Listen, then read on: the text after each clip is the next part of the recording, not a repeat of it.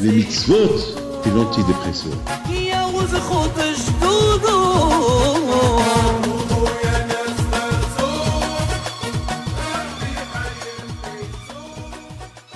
Tout d'abord, je voudrais vous dire, vous avez une belle synagogue. La synagogue cliché est très belle. Elle est super belle. Avec les deux Akadosh Baruch Hu, que Hachem vous aide, Be'ezat Hachem, que vous la remplissez de joie, Keneratson, que vous la remplissez avec beaucoup de Torah. Et c'est ça le plus important. Le plus important, c'est pas avoir une belle synagogue. Le plus important, c'est vraiment qu'elle soit un Mikdash Me'at, qu'il soit un petit Mikdash, Be'ezat Hachem. Alors, dans la paracha de cette semaine, on voit que Akadosh Baruch Hu, il a réuni les bénis Israël, Vayakel Moshe, il les a réunis pour une cause. La cause qu'il les a réunis pour leur parler de la construction du Mishkan. Vous savez très bien que Hachem, il a aussi besoin de sa maison. Il a aussi une maison. Et la maison de Akadosh Baruch Hu, c'est nous, c'est Am Israël. Chacun de nous, c'est... Mais vous imaginez quel kavod, quel honneur Hachem nous fait d'être son Mishkan, d'être sa demeure. Ça veut dire, est-ce que vous êtes en train de réaliser ce que je vous dis? Vous, les femmes, vous devenez la résidence d'Hachem par le fait que vous respectez le mikvé, par le fait que vous faites Nida, vous faites Shabbat, vous occupez de vos enfants, de leur éducation, ben vous devenez la demeure de Hakadosh Baruch Hu, la résidence, pas temporaire, mais une résidence de Hakadosh Baruch Hu. Et vous les hommes, vous aussi, de votre côté, vous devenez la résidence de Hakadosh Baruch Hu lorsque vous respectez les mitzvot. Donc ça veut dire quoi? C'est-à-dire que le fait, imaginez-vous une maison sans électricité, une maison sans meubles, sans rien du tout, c'est pas une maison. C'est une maison, elle peut même devenir une maison hantée, parce qu'il n'y a rien du tout. Ce qui fait d'une maison une maison et agréable pour ceux qui habitent dedans, c'est lorsqu'il y a l'électricité, lorsqu'il y a de l'eau, lorsqu'il y a tout le confort qu'il y a dans une maison. Nous, c'est à Israël, on devient une maison de résidence d'Hachem. Et on peut être pour Hakadosh Baruch Hu une maison confortable pour Hakadosh Baruch Hu lorsque on remplit notre corps avec la Torah et les mitzvot. Lorsqu'on remplit, ce soir je suis venu chez vous, j'avais beaucoup d'appels parce que, vous savez, le samedi soir, on aime écouter que des bonnes nouvelles. On n'aime pas écouter les mauvaises nouvelles. D'ailleurs, je me rappelle au Maroc, les hommes, ils n'aimaient pas trop donner l'argent samedi soir, ils veulent recevoir, pas donner. Samedi soir, c'est comme ça. Samedi soir, on dit Shavua Tov. Et malheureusement, la semaine dernière, samedi soir, la semaine dernière, j'étais à Lyon pour le Shabbat, pour une nuit. Et on a fait des amis qui nous ont organisé une grande saouda de Purim. Et parmi, il y avait un jeune, le pauvre malade, il a 50 ans, mais il est jeune. Avec des enfants et tout, des enfants qui ont fait teshuva avec nous et tout. Et malheureusement, il était gravement malade. Et à un moment donné, il est parti dans un coin. Il a commencé à pleurer. Et je me suis dit, j'ai dit à son fils, ton père est parti où? Il dit, il est parti, peut-être, l'émotion. Je lui dis, bon.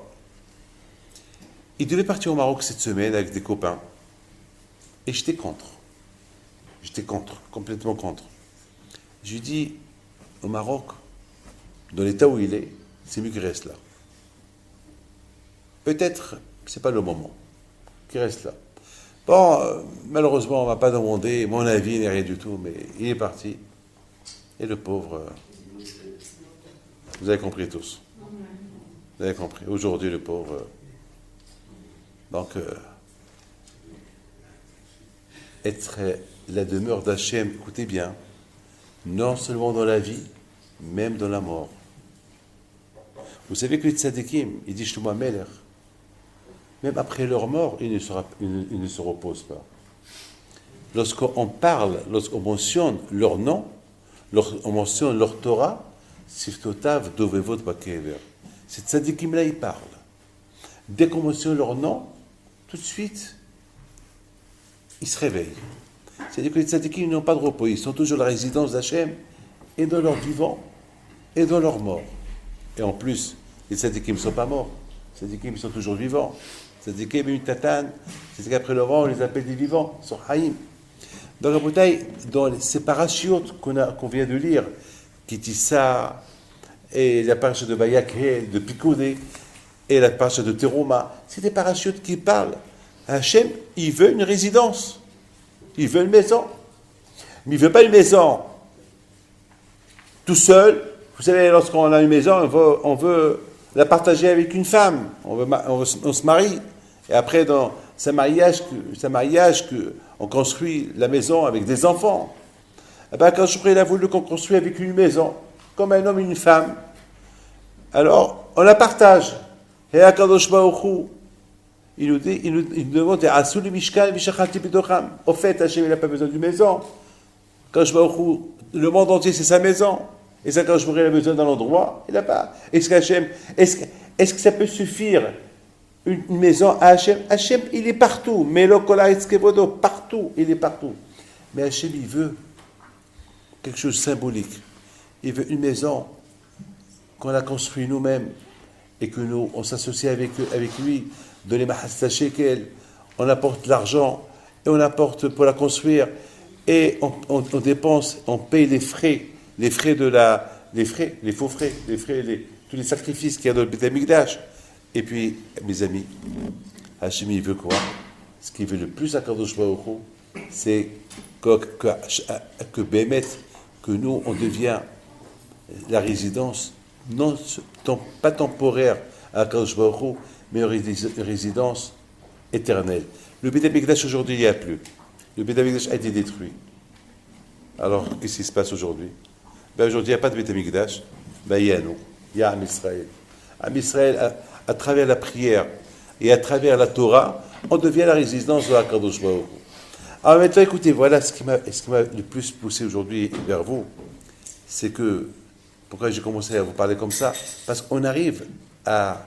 Moshe Rabbeinu il réunit tous les bénis d'Israël pour que tous, il est en train de le dire, de la même façon que vous avez dépensé de l'argent pour la Avodah Zara, entre vous et moi, regardez des gens, qu'est-ce qu'ils font?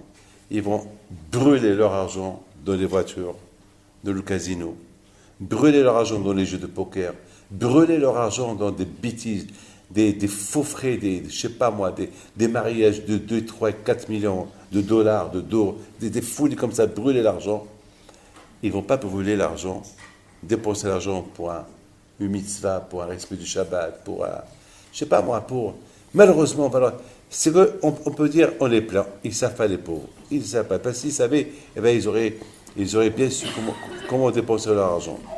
À Kadosh Baruch Hu, il dit à Israël, vous avez brûlé votre argent pour le veau d'or. Vous avez bien remarqué, tout le monde est venu, lorsqu'Aaron il a demandé, alors apportez-moi votre or pour pour vous faire une idole, un guide soi-disant spirituel. Tout le monde est venu en courant lui apporter de l'argent. Ils ont même arraché aux femmes les bijoux. Ils ont arraché aux femmes les bijoux. Voilà Aaron, fais-nous un guide. Fais-nous un guide qui nous guide. Et Aaron était choqué. Beaucoup de fois, malheureusement, pour se réveiller, pour aller à la prière, ça nous prend du temps. Beaucoup de fois, pour venir écouter un cours, ça nous prend du temps. Beaucoup de fois, pour venir, je sais pas, pour faire une mitzvah, ça nous prend du temps. Mais lorsque il y a un ravère à faire, boum, tout de suite. Ça, c'est le courage du Tzahara. Vous vous rendez compte? Écoutez bien ce que je vais vous dire. Hein. C'est écrit dans la Torah de Parashat Kitissa que Aaron, il a fait dévoiler le fond des Juifs. Parce qu'une fois que les Juifs ils ont reçu la Torah, qu'est-ce qu'on aurait pu dire? Eh bien, c'est super. Les Juifs, ils ont reçu la Torah, ils ont vu la grandeur d'Hachem, ils ont fait les miracles que Hakadosh leur a fait en Égypte. Et c'était... c'est écrit dans la Torah, Belevechad ki shehad, ils étaient unis, et c'était tzadikim, et en plus, ils avaient le mérite de voir dans la mer des choses que personne ne pouvait, même le plus grand prophète, qui s'appelle Hiskiel, le prophète, qu'il a vu beaucoup de choses, il a vu jusqu'à la venue de Mashiach, il a vu le Beth Amikdash, il a vu plein de choses. Ces gens qui ont quitté l'Égypte, ils ont fait plus que lui. On avait l'air de dire, et en plus, ils ont chanté, Ah, Hazaché Moshe, Oubne, Israël. Ils ont chanté avec Moshe. Et pourtant, c'est un chant qu'ils n'ont pas préparé avec Moshe Rabbeinu. Ils n'ont pas préparé avec Moshe Rabbeinu. C'est un chant qu'eux-mêmes, ils n'ont même pas. C'est Moshe, Hazaché. Moshe, il a commencé à chanter, et soudainement, tout le monde a commencé à le suivre. Mais comment ils ont su? Ça veut dire, de là, on apprend qu'ils sont devenus tous des prophètes. Ils sont devenus tous des prophètes. Alors, ça veut dire que pour nous, ils ont tous des barbes, ils sont tous habillés en blanc, ils ont reçu la Torah, avec tous ces gars qu'ils ont vus, maintenant ils voient Moshe Rabbeinu monter, ils rentrent dans le feu, ils vont l'attendre 40 jours. Qu'est-ce qui s'est passé 40 jours plus tard? Ils font quoi? Ils font le veau d'or. Mais attends, avec qui on a affaire? Avec des rabbins ou des faux rabbins? Avec des tzadikim ou avec des rchaïm? On a affaire avec qui? Justement, on ne sait pas. Justement, beaucoup des fois, on se trompe. Beaucoup des fois, on n'est pas certain qu'est-ce qu'on est. Vous avez compris ce que je veux dire? Vous savez, beaucoup des fois, j'ai eu affaire avec un homme la semaine dernière que je l'ai déconseillé de divorcer. Je l'ai déconseillé. Pourquoi je l'ai déconseillé de divorcer? Parce qu'il frappe sa femme. Et parce qu'il n'y a pas un jour que... presque un jour, j'ai peur qu'un jour il la tue. Mais il me dit, mais je suis super, je suis gentil, je suis un bon mari. Il dit, quel bon mari. Mais je n'ai pas voulu dire que tu es un mauvais mari. Mais simplement, je voulais lui dire, j'ai essayé de contourner la situation, comme ça, au moins qu'il donne le guet. Ça fait déjà 10 ans, ils ont divorcé civilement, mais pas religieusement. Qu'il donne le guet, qu'il la libère. Mais chaque fois, dans sa tête, il dit, mais je suis un super mari, je suis bon, je suis gentil, je suis ça. Mais tu vois ce que tu... Parce que je lui dis, tu sais que ta femme, elle n'est pas ton mazal. Ça y est, c'est pas ton mazal, si tu veux, tu vas te marier avec une autre, et Ça veut dire que, jusqu'à la fin,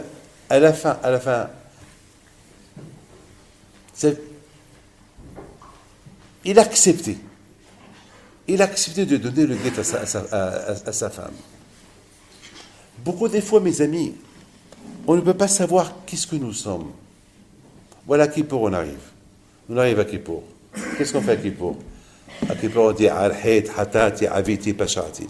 Et après Kippour, qu'est-ce qu'on fait? Après Kippour, on n'a pas changé. Les mêmes choses sur lesquelles on a fait Teshuvah Kippour, on les recommence après Kippour. Alors c'est de la rigolade, c'est quoi? C'est quoi Kippour? C'est un jeu. Kippour, c'est un jeu. Kippour, c'est un jour de Teshuvah. C'est un jour de pénitence. C'est un jour qu'on retourne vers Hachem. Un retour vers lui. Parce que maintenant, on est bien loin de lui. À Kippour, Hachem il nous donne une chance de venir vers lui. Alors, et soi-disant, on retourne, et on jeûne, et on s'habille en blanc, et on se lève, et après Kippour, comme rien, comme que c'était pas Kippour. Ça veut dire qu'on ne s'est pas rendu compte qu'on joue avec soi-même. Aaron à Cohen, il a fait découvrir aux Bnei Israël leur fond. Ça veut dire qu'ils ont cru qu'ils étaient super avec tout ce qu'ils ont reçu comme Torah, tous les miracles qu'ils ont, on aurait pu croire, c'est fini. Et voilà, on voit maintenant que c'est pas fini. On voit que le fond à eux, il est encore sale, il est encore pourri. Il y a une question que quelqu'un m'a posée tout à l'heure. Il m'a dit, Rabbi David, pourquoi Moshe Rabbeinu a cassé l'étape de la loi? Pourquoi il ne les a pas laissés? Pourquoi? Alors je lui dis, parce qu'il y a un midrash qui dit, parce que l'étape de la loi était lourde. Ah ça va, il aurait pu se pencher un peu vers... Il aurait pu les poser par terre. C'est écrit dans la Torah. Il les a... Bam, il les a jetés. C'est pas kavod. Il me dit, Rabbi David, de l'autre côté, pourquoi il les a pas laissés dans le ciel? il sait que les Juifs, ils ont fait le veau d'or. Ou pas, il sait. Puisqu'il sait. Ben, pourquoi tu les prends? Tu les prends pour les casser devant eux. Garde-les, laisse-les. Laisse-les. Ne les prends pas. D'ailleurs, il y a un Midrash qui dit que Hachem, il s'est disputé avec Moshe Rabbeinu. Regardez-moi tous. Moshe Rabbeinu, il prend l'étape de la loi, il descend, et Akash lui dit, rends-les-moi. Et Moshe dit, non, je ne les rends pas. Je lui dis, rends-les-moi. Et Moshe dit, non, je ne les rends pas. Et Moshe, il a commencé à courir. Et Akash il a essayé il les a tenus, et lui, il tire, et Moshe, il tire. C'est la folie, hein? C'est le Midrash qui dit ça. Vous imaginez ça? Hachem, il tire, et Moshe, il tire. Et qui a gagné? Moshe. Qui a gagné? Moshe. Pour faire quoi? Pour les casser. Ah oui, c'est haut. Vous savez, Rabotai, Moshe Rabbeinu alav shalom, il a compris que Aaron à Cohen, son frère, celui qui leur a fait le veau d'or, il aurait pu leur dire non. S'il aurait dit non, qu'est-ce qu'ils vont lui faire? Ils vont le tuer. Il aurait pu être tué. Il aurait pu faire il aurait pu mourir pour le nom d'Hachem, c'est pas grave. Mais Aaron, il leur a fait exprès. Vous voulez que je vous fasse un veau d'or? Je vous le fais. Vous voulez un guide spirituel? Je vous le fais. D'accord. C'est ce que vous voulez? Ben, je vous le fais. Mais pourquoi il l'aura fait? Ben, il l'aura fait pour qu'ils découvrent eux-mêmes qu'est-ce qu'ils sont. Ils sont double face. C'est comme quelqu'un qui dit bonsoir à sa femme, il la trompe le soir. Ça arrive malheureusement. Il y a beaucoup de gens que malheureusement, ils sont deux faces. Et deux faces, on peut être aussi des juifs deux faces. On peut être aussi deux faces. Parce que dans le judaïsme, il n'y a pas de deux faces. Il doit être une seule face. Regardez ce que je vais vous montrer là. Regardez là. Ici, vous avez l'étape de la loi. Imaginez-vous ici, c'est l'étape de la loi que j'ai dans les mains. Regardez-les tous. Éteignez vos téléphones, s'il vous plaît.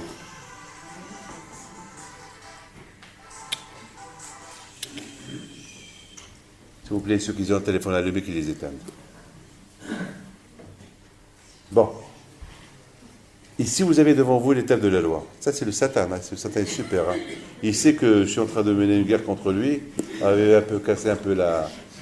Mais ça va, on a l'habitude avec lui.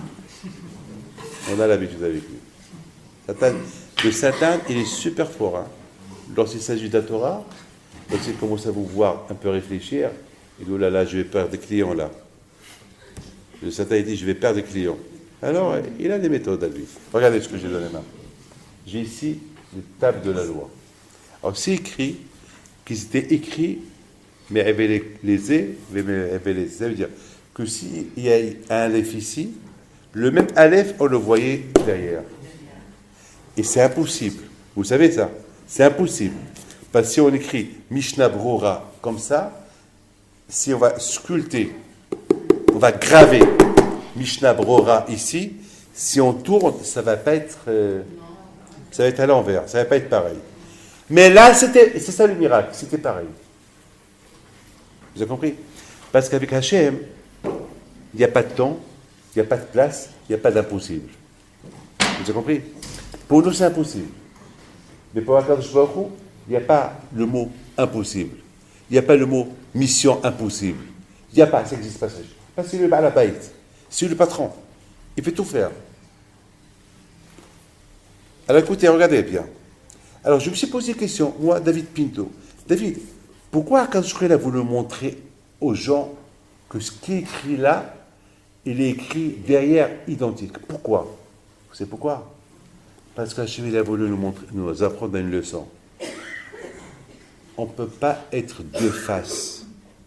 C'est une seule face. La Torah, il n'y a pas deux faces et derrière. La Torah, elle ne change pas. De la même façon qu'ici, Ça n'a pas changé. Ne tue pas, ne vole pas. Derrière aussi, ça n'a pas changé. Il n'y a pas d'expliquer. Il n'y a pas de dire, bon, on peut. Il n'y a pas d'on peut. Un lot, c'est un lot. Le Hachem, il dit non, c'est non. Le Hachem, il dit ne tue pas, c'est ne tue pas. Ne vole pas, c'est ne pas voler. Respecte ton père et ta mère, respecte ton père et ta mère.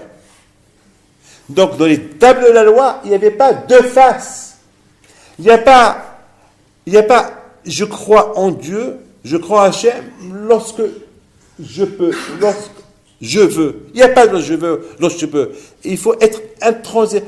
Il faut être intransigeant dans ton amour avec Akadosh Baruch Hu. Ça doit être un amour pur et simple. Mon cher Aaron à Cohen, il a beau réfléchir. Je le fais, je ne le fais pas. Et si Aaron, il ne voulait pas les faire, écoutez, je vous donne un parole d'honneur. Aaron était le frère de Moshe Rabbeinu. Il aurait pu leur faire une guerre s'il voulait. Il aurait pu faire une révolution. Une révolution. Hé, à l'attaque, ceux qui veulent faire le veau d'or. Il aurait pu les finir avec eux. Mais on a vu qu'il n'a rien fait. Regardez, prenez exemple de Moshe Rabbeinu. Lorsque Moshe Rabbeinu, il est descendu avec l'étape de la loi. Tout de suite, il a dit, hé, Milachem Elai. Qui ne s'est pas prosterné devant le veau d'or? Et tous les cheveux il est venu. Qu'est-ce qu'il leur a dit? Prenez vos épées, tuez tous ceux qui ont fait le veau d'or. C'est ce qu'ils ont fait. Aaron, il aurait pu faire pareil aussi. Vous avez compris ce que je vous dis? Aaron, il avait le même koah, la même force de Moshe Rabbeinu. Moshe et Aaron, Moshe et Aaron, les deux, ils étaient super. Les deux, ils ont gouverné à Israël pendant 40 ans dans le désert. Aaron aurait pu faire la guerre. Mais Aaron, il a dit non. Je vais les laisser faire. Comme ça, ils vont découvrir qui ils sont. C'est comme un psychologue. C'est quoi le métier du psychologue? Un homme qui a un problème, qu'est-ce qu'il fait? Ah ben, il va chez le psychologue. Ben, le psychologue, il le met un peu sur les rails. Et il lui fait découvrir qu'est-ce qui manque en lui. C'est ça les psychologues. Nous, à Israël, on a besoin d'un rabbinim qui nous montre, qui nous guide comment aller avec Akadosh Baruch Hu, ne pas aller avec Akadosh Baruch Hu. Ne pas aller avec Akadosh Baruch Hu comme nous on veut. Parce que comme nous on veut, on ne sait pas comment nous. On ne peut pas savoir. On a besoin d'être guidé. On a besoin qu'on nous guide comment se faire Akadosh Baruch Hu. Et si on ne sait pas, si on ne sait pas, il faut qu'on apprend. Et qui va nous apprendre? Il faut un Moshe, il faut un Aaron, il faut un guide qui nous apprend comment suivre Akadosh Baruch Hu. Donc finalement, vous avez bien compris que Moshe, Aaron à Cohen, qui est Paro, Aaron, l'Ishmitza Bekamehem, c'est un pasouk extraordinaire. Moshe Rabbeinu, il a compris. D'ailleurs, on n'a pas vu qu'Akadosh Baruch Hu, il a des arguments contre Aaron. On n'a pas vu que Moshe, il a crié sur Aaron. Non, le contraire. Moshe Rabbeinu, il a compris. Il a compris l'idée de Aaron. Aaron, il a voulu faire découvrir au peuple juif qu'est-ce qu'ils sont réellement. Parce qu'ils ont cru que tout ce qu'ils ont vu, ils ont pris des grandes syndiqués. Voilà, voilà que vous avez fait. Vous avez fait le veau d'or. Vous êtes voilà, zéro. Jusqu'à maintenant, mes amis, écoutez ce que je vous dis. Jusqu'à maintenant, le Midrash, il dit que Hakadosh Baruch Hu, il se souvient du Hegel. Hakadosh Baruch Hu ne nous a pas punis, mais chaque fois que Hashem Yishmor, il y a une Gezerah,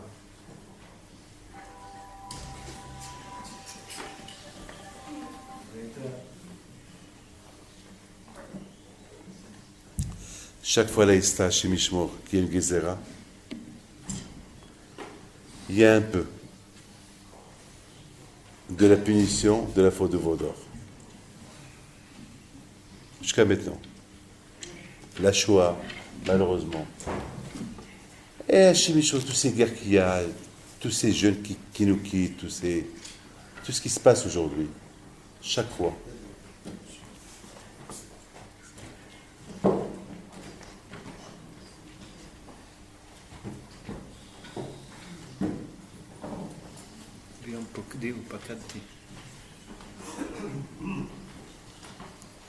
Chaque fois chez Mishmor qu'il y a une Gezerah, il y a un peu. Et je me suis posé une question ce matin.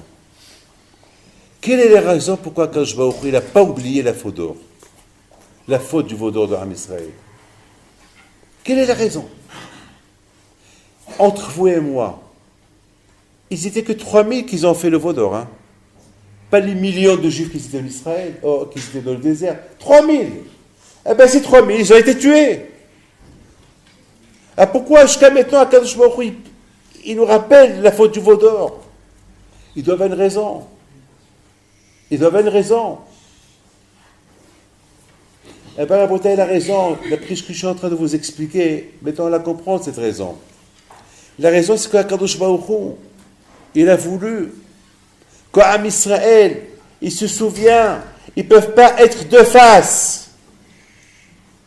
Le fait que moi, David Pito, je sais que chaque fois qu'il y a une Gezerah, il y a un peu, et s'il y a une punition, il y a aussi un peu de punition que mes parents, ils ont fait par rapport à la faute du veau d'or.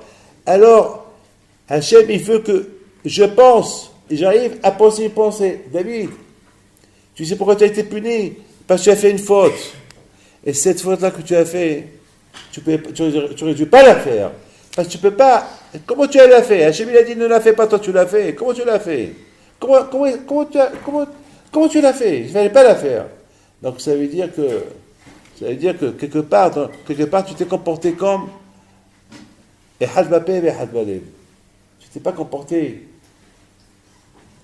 Avoir un vrai visage face à Akadosh Baruch Hu. Ça veut dire, d'un côté, tu as la face de Akadosh Baruch Hu, tu aimes Akadosh Baruch Hu, mais de l'autre côté, tu agis comme tu fais le contraire. Ça veut dire, tu es avec Akadosh Baruch Hu une fois, tantôt tu es avec lui, tantôt tu n'es pas avec lui, c'est pas. Ça veut dire quoi, Akadosh Baruch Hu, il a voulu qu'on se rappelle toujours de ne pas être deux personnes. Comme ces gens-là, comment ces 3500 personnes, ils ont vu Kriyat Souf, ils ont vu les miracles en Égypte, ils ont écouté Matan Torah, ils ont écouté Hachem qui leur a dit Lo Elecha Elohim al Panay, il ne faut pas avoir une Avodat Zara entre vous et moi.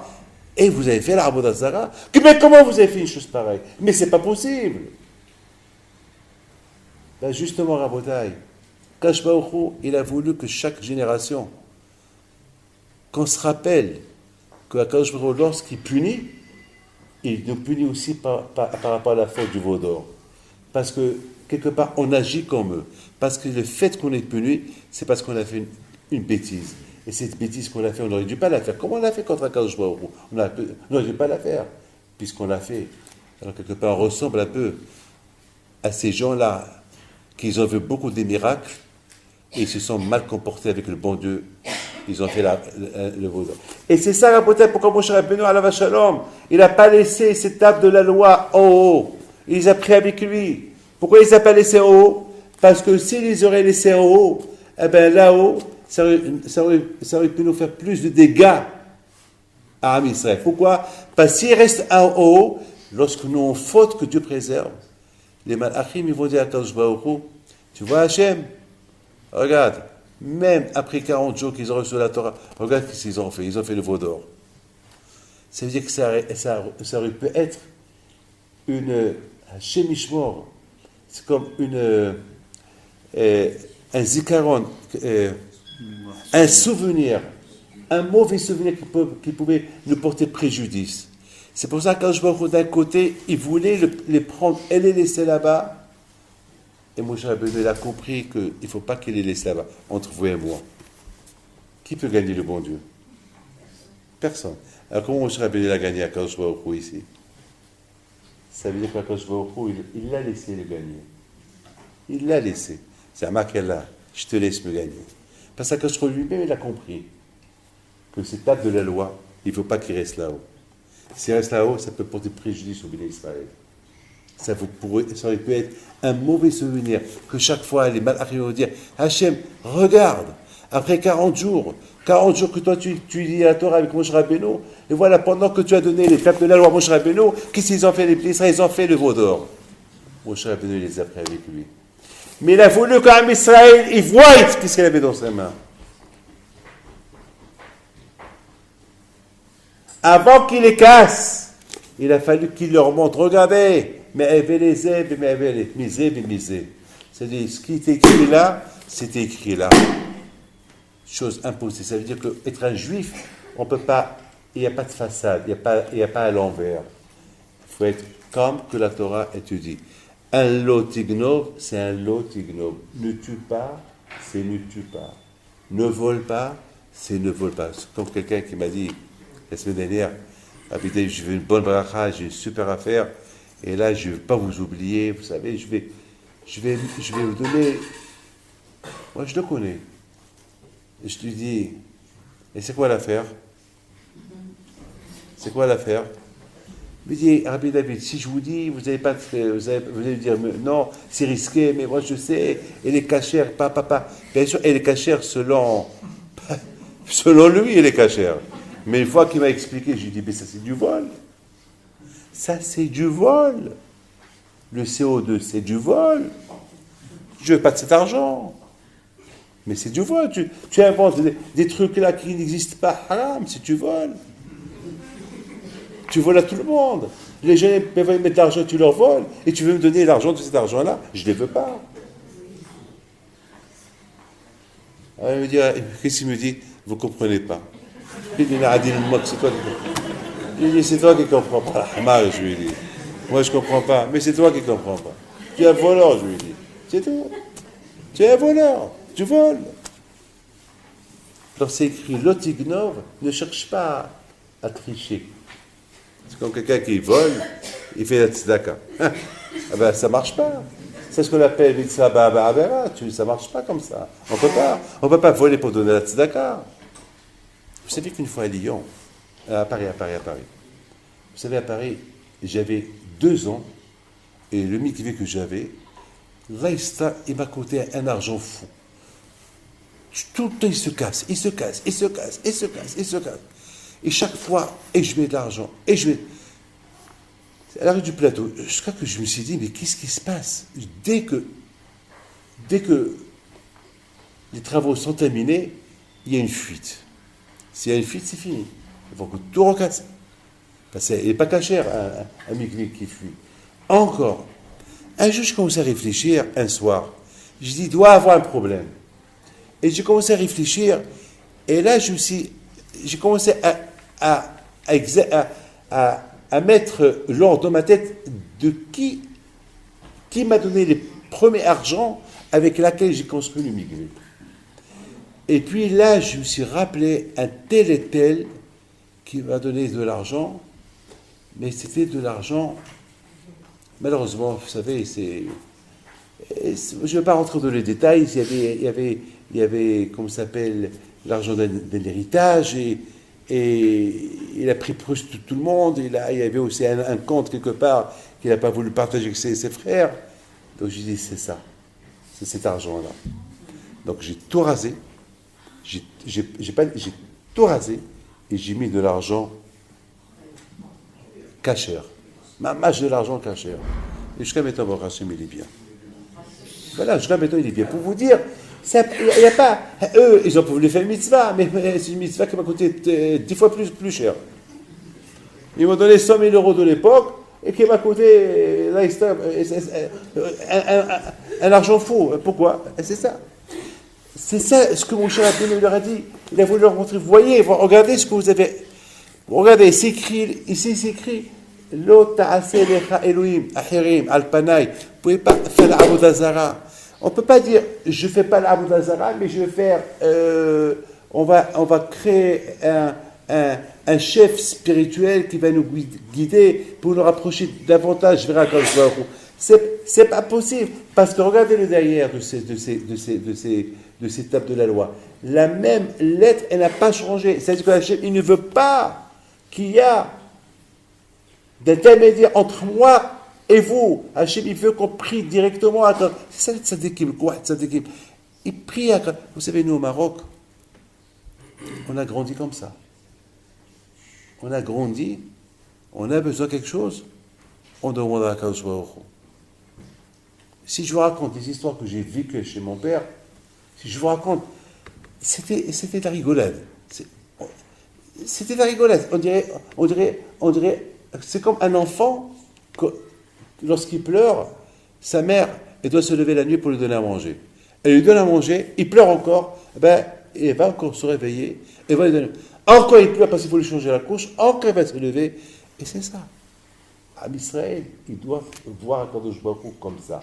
Lorsqu'ils ont besoin de quelque chose, il faut qu'ils prient à Akadosh Baruch Hu. C'est tout. On n'a pas d'autre solution. On n'a ni l'Amérique, ni la Russie, ni l'Europe, ni personne, ni Israël. On n'a que Hachem. Hachem, c'est tout. On ne peut pas compter sur personne. On peut pas. C'est ça qui a fait que Moshe Rabbeinu, il a cassé cette table de la loi pour laisser, pour que l'Am Israël, il soit ancré dans leur tête. Hachem ne veut pas d'intermédiaire entre lui et moi. Entre lui et eux, pardon. Hachem, il veut qu'on prie directement à Kadosh Baruch Hu. C'est tout. Je vous raconte une histoire. Il y avait une fois, mais vous avez compris, c'est ce fameux, cette idée que je viens de vous dire, pourquoi l'écriture a été écrite, gravée dans les tables de la loi, des deux côtés, et des deux côtés, c'est un miracle, parce que écrivez votre nom, si vous voulez, gravez votre nom quelque part, et tournez, et vous allez voir votre nom à l'envers. C'est comme ça. Mais là, ce n'est pas à l'envers. Parce que dans la religion, Hachem veut nous laisser entendre, on ne peut pas être ce que la Torah est dit, c'est ça qu'il faut faire. On ne peut pas l'expliquer d'une autre manière. Ici, on doit l'expliquer d'une autre manière. Ça, c'est que Hachamim, ceux qui doivent trancher. Si la Torah est dit, il ne faut pas transgresser Shabbat, et il y a un cas grave, alors là, il faut demander le Rav. Le Rav, il dit, bon, on transgresse Shabbat, et je rappelle, moi, alors j'ai 13 ou 14 ans à la Yeshiva de Sunderland, en Angleterre, et j'ai marché sur un morceau de fer rouillé, donc j'avais beaucoup de fièvre le Shabbat. C'est le Rabbabad Alav Shalom et les rabbins de l'époque, ils ont décidé d'appeler l'ambulance et de prendre Shabbat, et c'est comme ça, parce que il fallait le faire. Mais parce que la Torah, c'est Behaïbahem, parce que il veut qu'on vive, il ne veut pas qu'on meure. Alors donc, lorsque la vie est en danger, Hachamim, ils peuvent, même si à Shemishmor, on donne de nous dire il faut manger un steak de cochon, je ne sais pas quoi, parce qu'on est malade, on écoute Hachamim. Il faut le faire, oui. C'est Hachamim qui décide. Si le médecin te dit il faut manger ça pour avoir du sang, bon, à Kolpanim, aujourd'hui il y a des médicaments. À l'époque il n'y avait pas, mais aujourd'hui. Bon, écoutez bien cette histoire-là, écoutez, je veux que tout le monde écoute. Et vous avez compris aussi pourquoi Aaron, il a fait découvrir le Bnei Israël. Beaucoup des fois, je vous donne la parole d'honneur, beaucoup des fois ça m'arrive à faire une bêtise. Ne croyez pas parce que j'ai une barbe blanche, je suis un tzaddik. Je suis un être humain comme tout le monde. Hein. On est des êtres humains, vous savez. Mais pas au Hachem qui est la Torah. Beaucoup des fois, ça arrive. Pourquoi celui-là m'a fait du mal, il faut que je me venge de lui. David, calme-toi. Si tu te venges de lui, tu n'es pas Rabbi David. Tu es Rabbi David, ne te venge pas. Voilà. Et si je me venge, tu es Rabbi David. Voilà. Tu es deux visages. Tu as été contre Hachem et contre la Torah. Ah, c'est pas beau. Donc, c'est grâce à Aaron. Aaron, il a fait découvrir au peuple qui Parao, c'est comme il les a fait découvrir qui ils étaient. Finalement, vous n'êtes rien du tout. Vous avez reçu la Torah, voilà ce que vous avez fait. Vous avez fait l'œuvre d'or. C'est pas possible.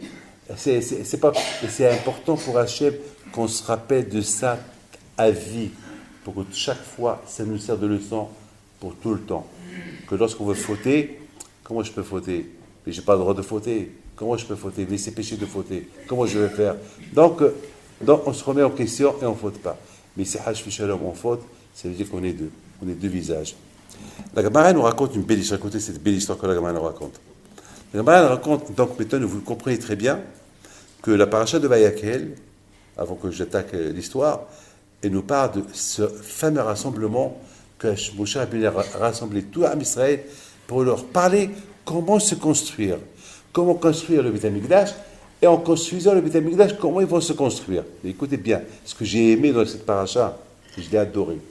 C'est écrit une fois que Moshe Rabbeinu leur a donné les ordres, le respect du Shabbat, Et il leur a donné tous les plans de la construction du Beth Amikdash. C'est écrit Vayitz'u milifnei Moshe.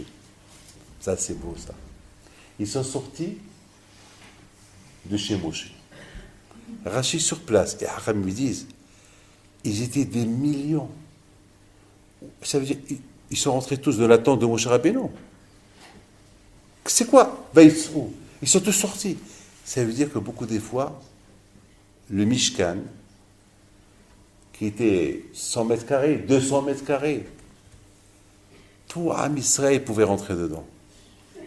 Des millions. C'est la folie. C'est la folie. C'est la folie. C'est-à-dire que chez Akadosh Baruch Hu, il n'y a pas de place.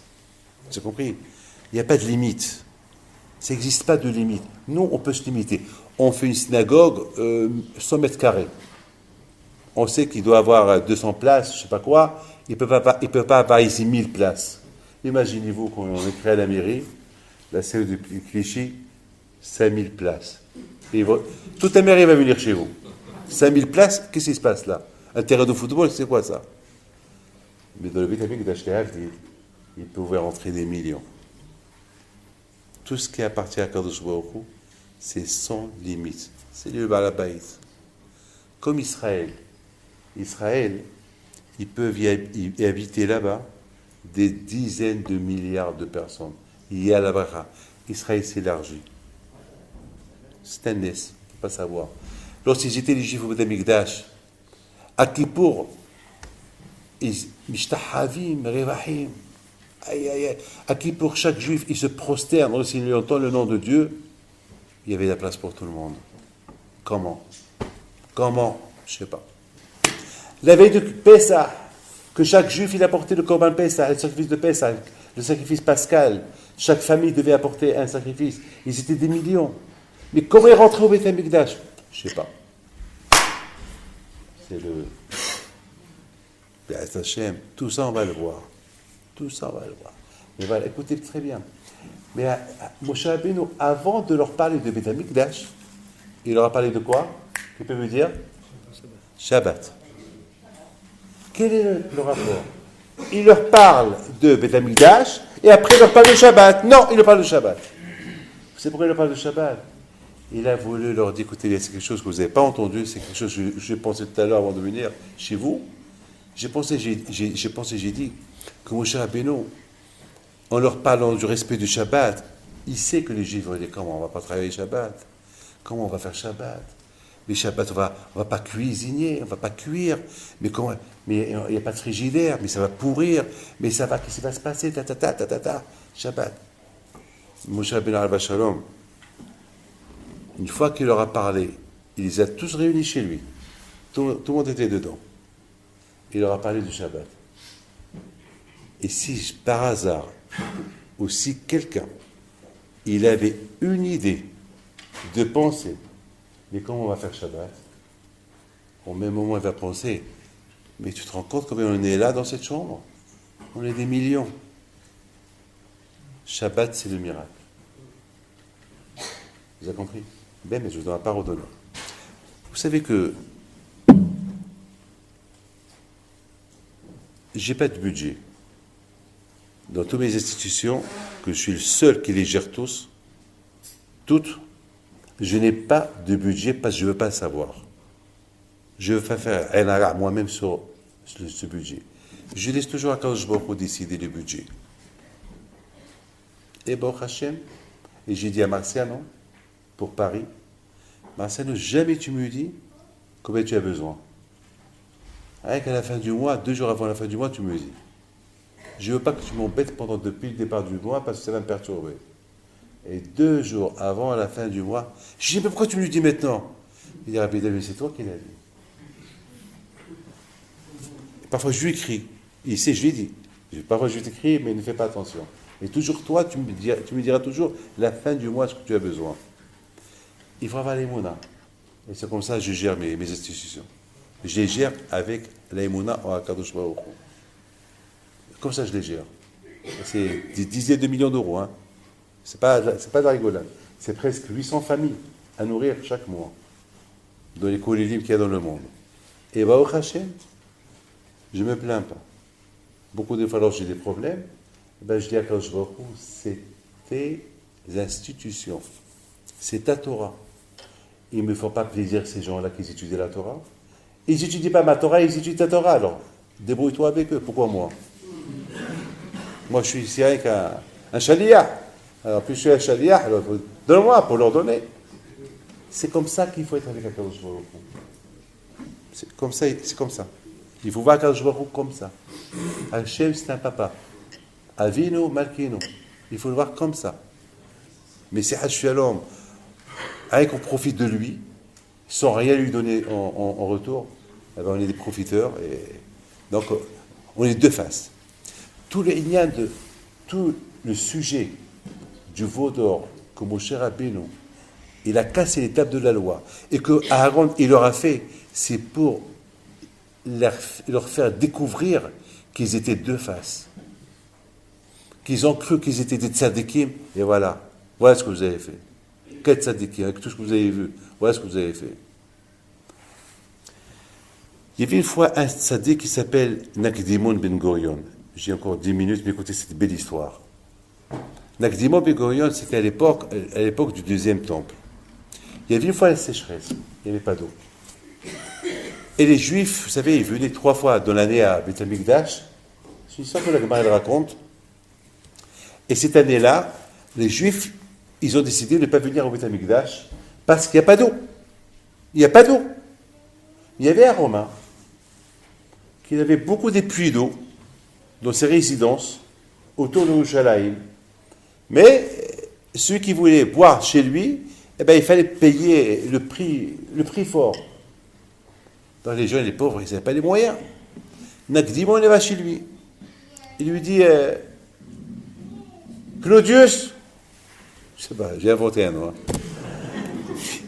Il dit Claudius, je sais que tu as beaucoup de puits d'eau, tu me les vends. Il dit non, je ne peux pas te les vendre parce que le prix que je vais t'annoncer, il est énorme. Alors il lui dit, viens, on fait une affaire avec toi et moi. Il dit, voilà, si tu veux, on fait une affaire. Moi, je te les vends, mais moi, je ne veux pas d'argent. Je veux que tu me rends mes puits en eau. L'eau. C'est-à-dire que je veux que ça se remplisse. Et si jamais tu ne me les remplis pas, alors tu me donnes. Et si tu me remplis que s'il pleut d'ici, s'il pleut, et ça ne s'est pas rempli jusqu'à qu'il y ait je crois, tu me payes, disons, on va inventer un chiffre, 20 milliards. Elle dit d'accord, donne-moi le puits. Mais on fixe une date, sur telle et telle date, à telle et telle heure, 6 heures du soir, lorsqu'il commence à faire nuit, lorsque le soleil se couche. Ok. 1 mois, 2 mois, 3 mois, et les Juifs, ils venaient à Yerushalayim, ils ont utilisé cette eau, et voilà, maintenant le jour X, il arrive. Il faisait très très chaud, très très chaud. Le Romain qui vient chez Nakdimon Ben Gurion, il lui dit, Nakdimon, ce soir à 6 heures, tu me prépares à l'argent si tu ne me donnes pas l'eau. Il dit, t'inquiète pas. Mais tu penses qu'il va pleuvoir? Même s'il pleut, il faut qu'il pleuve au moins 3 mois pour que tu me remplis mes réserves d'eau. Alors après, tu vas être obligé de me donner toujours les 20 milliards. Et t'inquiète pas. Ah bon? Non, t'inquiète pas. À midi, il vient chez lui. Il lui dit, Nakdimon, il reste 6 heures. Il lui dit, 6 heures. À 5 heures, il va chez lui. Nakdimon, il reste 1 heure. Dans 1 heure, il n'y a pas regard de ciel. Déjà le soleil, il a disparu. 1 heure. Pas d'eau. Et même s'il y a d'eau, combien va tomber? Où est l'eau? Il lui dit, tu vas maintenant. Maintenant, je vais aller prendre un bon bain. Bonne douche. Même. Et je vais faire un bon massage. Et j'ai déjà organisé une belle soirée ce soir.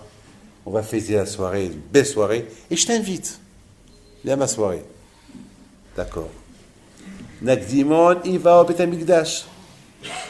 Il prie à Kadosh Baruch Hu, Ribono Shel Olam. Si j'ai donné l'eau, si j'ai acheté ces puits d'eau de chez ce Romain-là, j'ai compté sur toi que tu apportes la pluie, tu ne l'as pas apporté. Maintenant je te demande, si tu ne me donnes pas l'eau, on va se ruiner. Déjà, on est en ruine. Montre à tout le monde que tu es un Dieu, que tu aimes Am Israël. Pourquoi Am Israël soit enthousiaste aussi vient à Yerushalayim, pas comme ça. On dépend d'un Romain qui nous a vendu l'eau. Et de toute façon, Hachem, on ne peut pas crever sans eau, il faut que tu apportes de l'eau, il faut qu'il y ait de la pluie. Et comme ça qu'il a prié avec Zimon. Il n'a pas terminé sa prière. Et hop! Hachem, il a envoyé des vents, ces vents qui sont venus, je ne sais pas d'où, des milliers de kilomètres loin. Ils sont arrivés, il y a eu de l'eau en abondance, en un quart d'heure, toutes les puits sont remplis. Et c'était chaque goutte, c'était presque une bouteille. Là, c'était des bouteilles qui tombent sur la tête de quelqu'un, il le tue. Mais il y a eu des miracles, il n'y a pas eu d'inondation. Et ces gouttes-là, ils n'ont pas, parce que sinon, mais il peut pleuvoir 6 mois pour remplir toutes ces réserves-là. Mais il y a eu des miracles. Et tous ces réserves, tous ces puits sont remplis. Il sort, le Romain, il sort. Il regarde tout ça. Il dit aux Juifs, de toute façon, tu es obligé de me payer. Le Juif lui dit, non. Pourquoi tu veux que je te paye? Au contraire, c'est toi qui dois me payer parce qu'il y a le ras-le-bol. Il y a encore, depuis que j'ai passé chez toi, ils sont encore. Il dit, non, mais on a fait dans le contrat, que tu me payes avant la tombée de l'île. Mais t'as fait nuit presque. Avant. Nakdimon Nikur au Beth Amikdash. Hachem, tu ne fais pas ça. Alors à quoi ça sert que tu me donnes il faut que je paye? On n'a rien gagné, Hachem.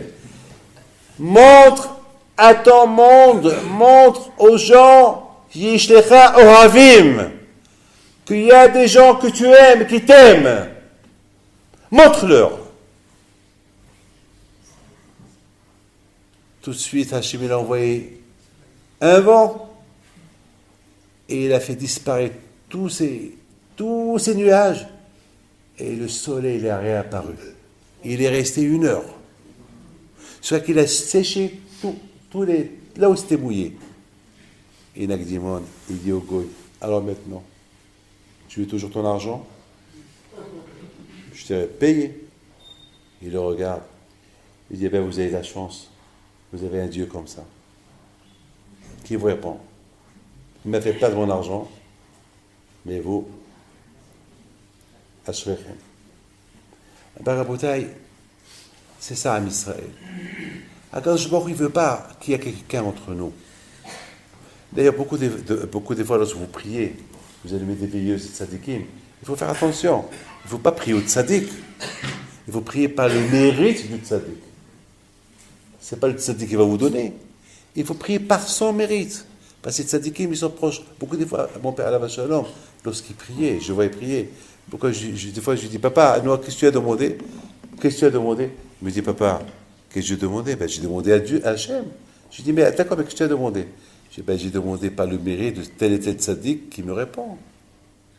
Il ne faut jamais. Hachem, il ne veut pas d'intermédiaire. Hachem, il veut comme un bébé. Un bébé, imaginez-vous qu'un bébé, votre enfant, il appelle maman, une autre femme qui passe, il dit maman, ça va pas plaire à sa mère. Il va dire à sa mère, attendez, c'est moi qui s'occupais de toi, c'est moi qui t'a eu dans mon ventre, j'ai souffert 9 fois, tu appelles une autre femme maman. Et comment Hachem, c'est pareil. Comment Hachem, tout ce qu'il a fait pour nous, on appelle un autre, de l'aide à un autre. Hachem, il est intolérable dans ces choses-là. Hachem, il veut, même si on a un problème, il faut un avocat. Mais avant qu'on va chez l'avocat, il faut prier à Kadosh Baruch Hu. Pourquoi Kadosh Baruch Hu, il met dans la tête de l'avocat quoi dire? Vous savez, je ne peux pas vous dire où ça s'est passé cette histoire-là. Je n'ai pas le droit de vous le dire. Mais cette histoire, on me l'a racontée cette semaine. Mais je ne peux pas vous dire où et avec qui. Mais ça s'est passé cette semaine, quelque part dans le monde. Il y a eu quelqu'un qui a fait... Bon, qu'il a été arrêté pour des bêtises qu'il a fait dans sa compagnie. Bon, lui, il accuse lui, il me dit, Rabbi David, je dois parole d'honneur que j'ai un problème. C'est pas moi, c'est mon comptable, c'est lui qui... Il a trop de travail, il a mal fait son travail, et voilà, maintenant j'ai des problèmes, je vais faire faillite, Je dis, bon, mon fils, tu pries à Hachem, et le juge, tu lui as parlé. Il m'a dit, ben, le juge, lui, il voit les papiers. Et j'ai beau lui dire la vérité, mais lui, il voit les papiers. Et le juge, j'ai entre toi et moi. Tu n'as pas fait de fraude, rien du tout. Il lui dit, Rabbi David, il a commencé à pleurer. Il m'a dit, de toute façon, c'est fini, c'est fini. Mais maintenant que j'ai peur qu'on ne m'arrête pas, j'ai peur que je ne perde pas ma maison. Écoute-moi, tu pries à Kadosh Baruch Hu. Mais il me dit, comment je vais prier? Même si je prie, comment ça... toutes les preuves, ils sont là. Je dis, ben, tu pries. Tu pries à Kadosh Baruch Hu, prie. Tu sais, je dis, si Hachem veut que tu deviens pauvre, il a des raisons peut-être. Mais si Hachem ne veut pas que tu perds, bon, alors il veut peut-être que tu fasses tes chouvas, et il t'a apporté son Israël, cette preuve, et fais tes chouvas. Vous ne voyez pas que c'est parti au jugement, cette semaine. Il m'appelle au téléphone. Il dit, Rabbi David, je vous en prie, une bracha, voilà, je vais aller. Aujourd'hui, ça va tout se décider. Ou comme ça, ou comme ça. Il arrive au jugement, le jour du jugement, et il ne trouve pas le dossier. Alors, où est le dossier? Qu'est-ce que vous faites là? Ben, le juge lui dit, bon, tu as de la chance. Lorsqu'on trouve le dossier, on t'appelle. Pour le moment, il n'y a pas de... Alors, mais, ben, il était là. Ils ont cherché, ils ne l'ont pas trouvé. Donc, ça veut dire... Bon, voilà, on ne sait pas. Lorsqu'il m'a appelé, il me dit, vas-y, ce qui s'est passé. Je lui dis, tu as prié? Il m'a dit, Rabbi David, je suis en plein Ta'ani, j'ai prié à Kadosh Baruch Hu, parce que je n'ai rien fait. Je dis, bon, si tu n'as rien fait, ben, Kadosh Baruch Hu, il va faire que... Il va t'aider. Si tu as fait, il va le trouver. Eh bien, il m'a dit, Rabbi David, je vous donne... Si j'ai fait, qu'on le trouve. Je lui dis, eh bien, c'est ça, Hachem. C'est ça, Kadosh Baruch Hu. Kadosh Baruch Hu, c'est un vrai papa. C'est un vrai papa. Regardez ce Nakdimon Ben... Alors, il y a quelqu'un qui m'a posé une question. Mais Rabbi David, mais pourquoi Nakdimon Ben Gurion, il n'a pas prié, il a pris jusqu'à la dernière minute? Je dis parce qu'il a fait comme moi. Moi aussi, j'attends jusqu'à la dernière minute et je prie. Comme ça, j'ai toujours... j'ai là, Imona Hachem qui m'a donné, je vois qu'il ne me donne pas. Alors, à la dernière minute, on peut toujours l'appeler. Ça veut dire quoi? Hachem, il n'a pas de temps. On ne peut pas lui fixer un temps. Le temps que tu fixes, toi, pour lui, il te répond. C'est à toi. Il aurait pu prier depuis le départ, eh bien, il aurait eu la pluie. Il n'a pas prié depuis le départ. Il a voulu peut-être montrer à tout le monde, vous voyez, jusqu'à la dernière minute, je vais prier à Kadosh Baruch Hu en prière, et il va faire l'impossible. Et l'impossible, il s'est arrivé. Que tous les puits d'eau, ils se sont remplis. La dernière minute. Comment? Et après, le soleil, il est réapparu pour ne pas qu'il paye. Mes amis, vous avez tous compris. C'est ça ce que Hachem il veut de nous. Mais vous avez tous compris. Je vous en prie, je termine avec cette histoire-là. Moi, bébé, je suis épaté. Je suis épaté. Je n'arrive pas à imaginer. Ma tête est trop petite pour imaginer ce que je vais vous dire. Est-ce qu'on peut imaginer 1 million de personnes ici dans cette synagogue? Même 2000 personnes. On ne peut pas imaginer. On ne peut pas imaginer 2000. C'est impossible. C'est impossible. Même si tout le monde est debout. Je ne sais pas. Comme des pingouins. Waouh! Je ne sais pas. S'il y aura 2000 personnes ici, vous imaginez la tente de mon cher Rabbeinu. Une petite tente. Ne croyez pas qu'il avait une grande tente. Une tente, donc les grandes tentes de la Hiloula du Maroc. Comment ils appellent les tentes Chapiteau. Oui. Kaïdal, c'est ce grand chapiteau. Non. Moshe Rabbeinu il était très tzaddik, il avait une petite tente à lui, un petit coin, au lieu de Séphora. Vaïtzou milefine Moshe. Ils sont tous sortis de chez lui. Tout le monde est rentré chez lui, Vayakhel, tout le monde était là, et après tout le monde est sorti. Comment? Moshe voulait leur dire, vous voyez, de la même façon que vous êtes tous rentrés ici, il y a encore de la place pour vous tous. Dans toute cette petite tente, vous voyez qu'avec Akadosh Baruch Hu, il n'y a pas de place. Avec Akadosh Baruch Hu, tout est large. Si Hachem nous demande de faire Shabbat, on peut le faire. Si Hachem nous demande de faire Shabbat, on peut le faire. De la même façon que ici, vous êtes tous rentrés ici, il y avait la bracha de la place, et bien comme chaque chose, on va donner la bracha dans le Shabbat, dans la parnassa, dans tout. Et c'est ça, Rabotai, le message. Maintenant, j'ai mis le message à Noé, de que chacun de nous, il sache comment construire sa propre résidence pour Akadosh Baruch Hu. C'est-à-dire, nous, on se construit pour Akadosh Baruch Hu. On construit soi-même, mais pour être une bonne demeure pour Hachem, il faut qu'on respecte la Torah. Parce qu'on ne peut pas être... Parce que c'est logique. C'est logique. Akadosh Baruch Hu, il nous a donné des mitzvot, comment se construire pour être sa demeure. Je répète. Akadosh Baruch Hu nous a donné des mitzvot, comment se construire pour devenir sa demeure. Faire attention à la shonara, la médisance, faire attention à la cache-route, faire attention à la prière, faire attention à ce qu'on fréquente, qu'est-ce qu'on dit, qu'est-ce qu'on entend, qu'est-ce qu'on voit. Surtout mes amis, dans la période d'aujourd'hui, Hachem Yishmor, cette génération, malheureusement qu'elle est une génération pourrie, une génération qu'on n'a pas vue, une génération comme celle d'aujourd'hui. La génération d'aujourd'hui, c'est trop grave. À l'époque, je me rappelle, à l'époque, à Essaouira, ou même à Paris, ou même à l'époque, je ne sais pas moi, il y a 20 ans, s'il y avait quelqu'un qui était avec un autre homme, il le faisait en cachette. 2 hommes qui sont, ou 2 femmes qui habitent ensemble, ou 2 hommes qui habitent ensemble. Presque pratiquement personne n'était au courant. Et aujourd'hui, à Botaï, aujourd'hui, c'est fini. Aujourd'hui, je ne sais même pas qu'est-ce qu'on va dire à nos enfants. Lorsque nos enfants, ils vont nous dire, papa, mais c'est quoi ça? C'est quoi ce mariage de 2 hommes? C'est quoi ce mariage de 2 femmes? C'est quoi ça? Qu'est-ce qu'on va répondre à nos enfants? Vous savez, il y a une femme qui vient chez moi cette semaine. Elle me dit, Rabbi David, je vais déménager une bracha. Je dis, madame, mais vous venez de déménager.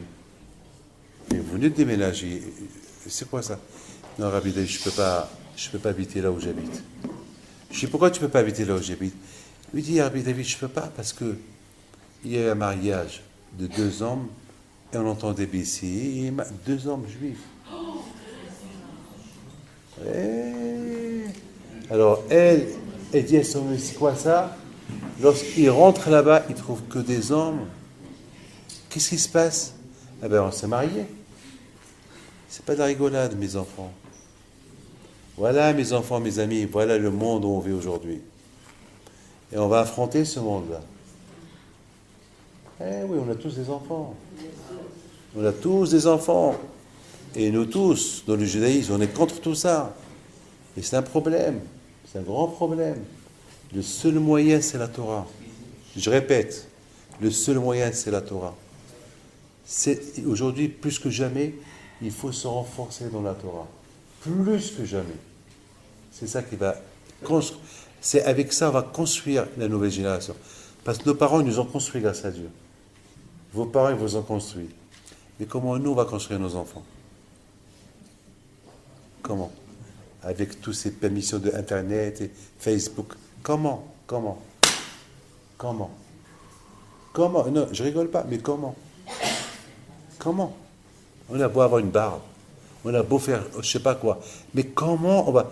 Eh bien, le seul moyen, c'est la Torah. Ve'asul mishkan ve'shachanti betocham. Vayakhel ahdout, il faut qu'il y ait l'union, aider chacun soi, chacun doit aider l'autre, aider votre ménage, éduquer bien vos enfants, et la Torah, que chacun de nous devienne une résidence de Akadosh Baruch Hu. Et mariez vos enfants jeunes. Il ne faut pas trop attendre. Il faut tout faire pour les marier jeunes. Et lorsqu'on les marie jeunes, vous avez réussi un avenir. Qu'Akadosh Baruch Hu protège. Amen. Vous avez un rave qui est bien, que le bon Dieu, que Hachem le protège, Keneratson. Vous avez tous la bracha, Torah Kedushat Ageva Atchem. Amen, Keneratson.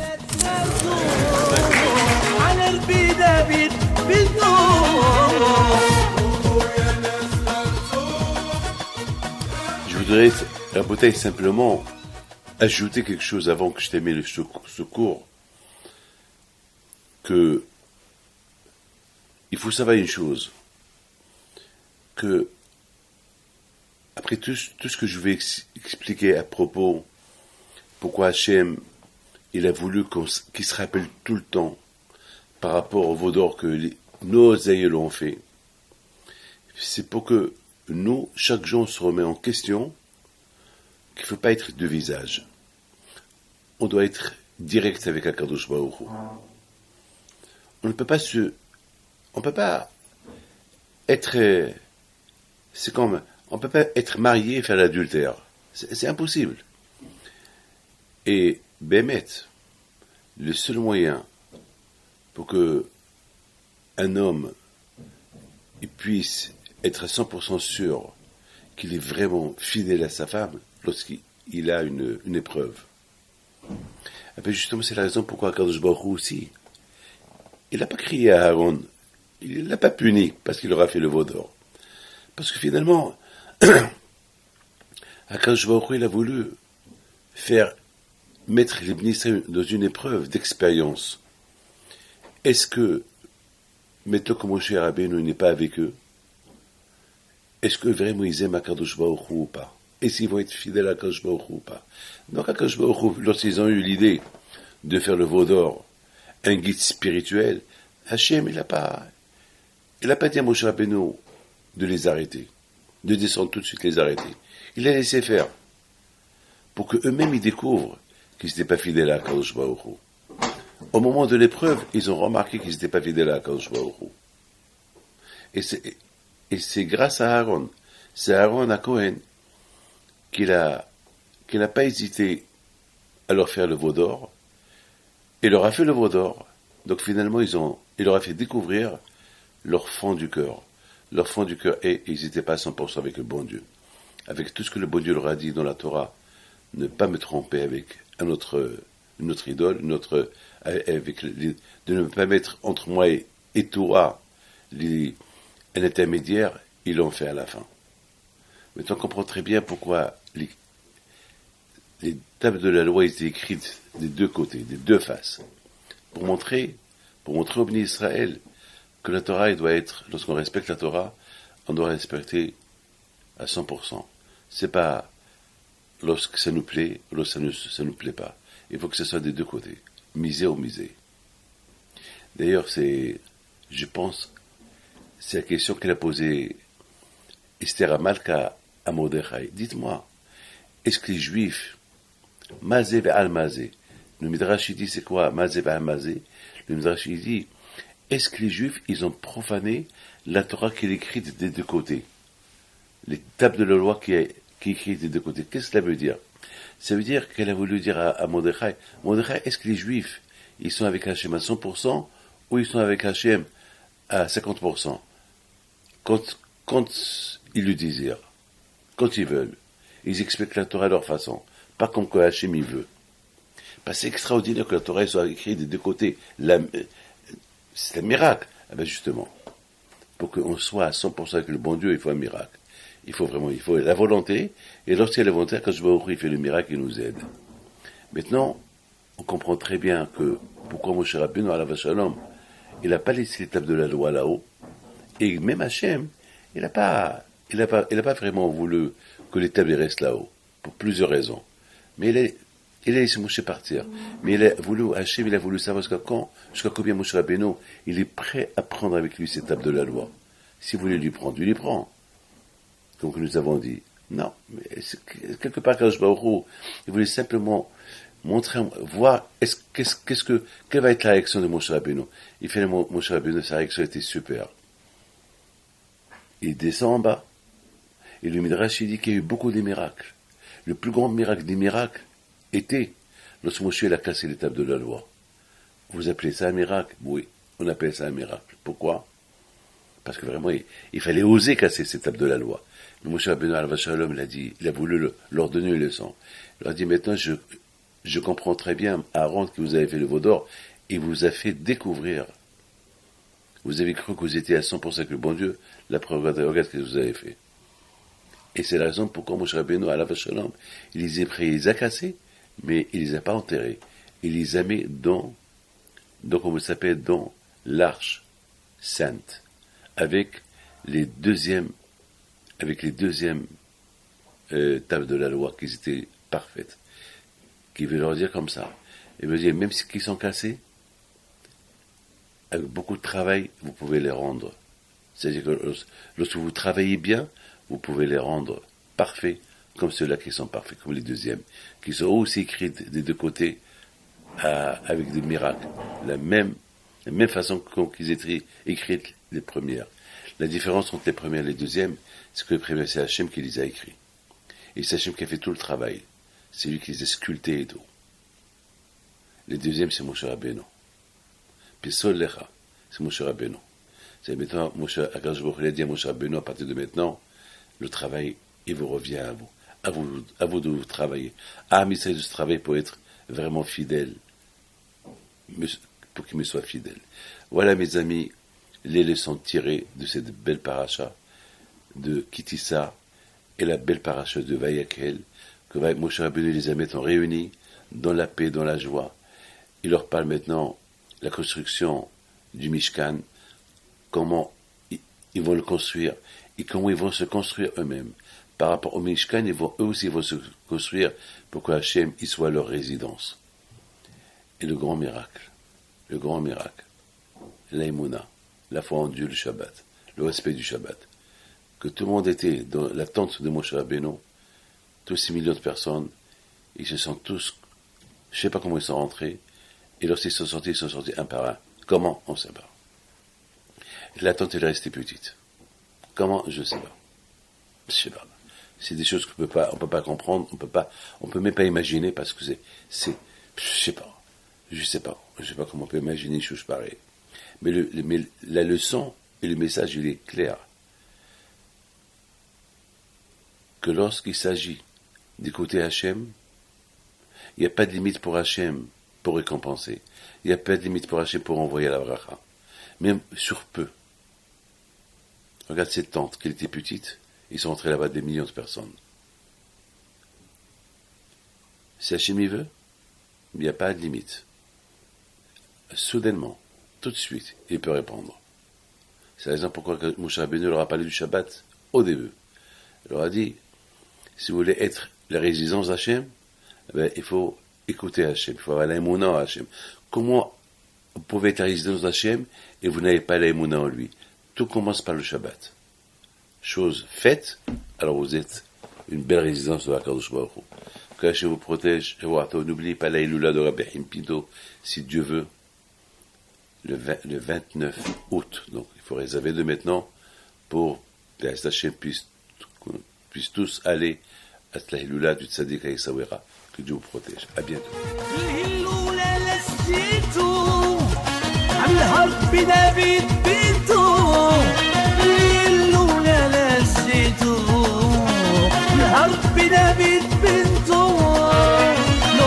العيالات صغرتو على ربي دافيد بنتو